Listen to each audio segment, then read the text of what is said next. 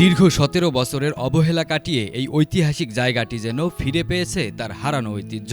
সংস্কারের ছোঁয়ায় উদ্যানের লেকে এসেছে নতুন পানি, যা পুরো এলাকার সৌন্দর্য বাড়িয়েছে বহুগুণ। স্বচ্ছ জলরাশি আর সবুজের সমারোহে উদ্যানটি এখন অনেক বেশি প্রাণবন্ত।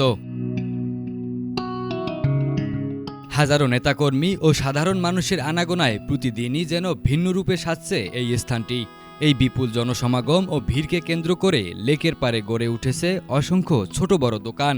চা নাস্তা থেকে শুরু করে হরেক রকমের পসরা সাজিয়ে বসেছেন বিক্রেতারা। নেতাকর্মীদের স্লোগান আর দর্শনার্থীদের পদচারণায় লেকপাড় এলাকাটি এখন সবসময় সরগম ও উৎসবমুখর। রাজনৈতিক পট পরিবর্তনের পর গত ১.৫ বছরে দৃশ্যপট বদলে গেছে এই উদ্যানের। তাই তো দীর্ঘ ১৭ বছর যে জায়গাটি ছিল অবহেলিত ও প্রায় বিরান, আজ সেখানে মানুষের ঢল। নতুন করে প্রাণ পেয়েছে ঐতিহাসিক জিয়া উদ্যান। একসময় এই স্থানটির নাম ছিল চন্দ্রিমা উদ্যান। এই নামকরণ নিয়ে রয়েছে নানা মত। কারো মতে এখানে চন্দ্রিমা নামে একজনের বসবাস ছিল, আবার কারো মতে দক্ষিণ পাশের অর্ধচন্দ্রাকৃতির লেকের আদলে তৎকালীন রাষ্ট্রপতি হুসাইন মোহাম্মদ এরশাদ এই নাম দিয়েছিলেন। ১৯৮১ সালে এই স্থানে সমাহিত করা হয় প্রয়াত রাষ্ট্রপতি ও বিএনপির প্রতিষ্ঠাতা জিয়াউর রহমানকে। এরপর ধীরে ধীরে এলাকাটি একটি দর্শনার্থী বান্ধব উদ্যানে রূপ নেয়। বেগম খালেদা জিয়া প্রধানমন্ত্রী হওয়ার পর চন্দ্রিমা উদ্যানের নাম পরিবর্তন করে রাখা হয় জিয়া উদ্যান। পরবর্তীতে রাজনৈতিক পরিবর্তনের সঙ্গে সঙ্গে বারবার বদলেছে এই উদ্যানের নাম, কখনো চন্দ্রিমা, কখনো জিয়া উদ্যান।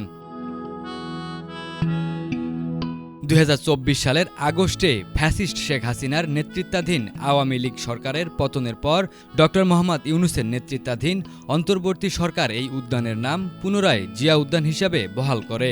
এরপরই উদ্যানটি তার হারানো জৌলুস ফিরে পেতে শুরু করে। আগে তো এইরকম ছিল না, অনেক নোংরা ছিল। এইগুলা থেকে আমরা যে এত সুন্দর একটা পরিবেশ পাইছি, এটাতেই অনেক খুশি। বাচ্চারা আমাদেরকে অনেক ভালোবাসছে।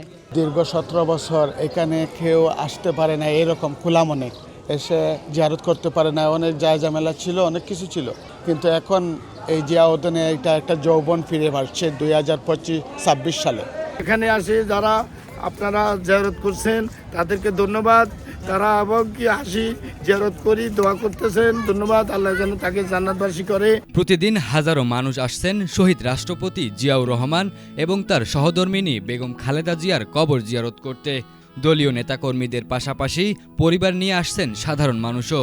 আবার অনেকেই শিশুদের নিয়ে আসছেন আপোষহীন নেতৃত্বের ইতিহাস জানাতে। সব মিলিয়ে বলা যায়, দীর্ঘ সময় পর আবারও নতুন করে প্রাণ ফিরে পেয়েছে ঐতিহাসিক জিয়া উদ্যান। সাইফুল্লাহ আল হেলাল, এটিএন বাংলা।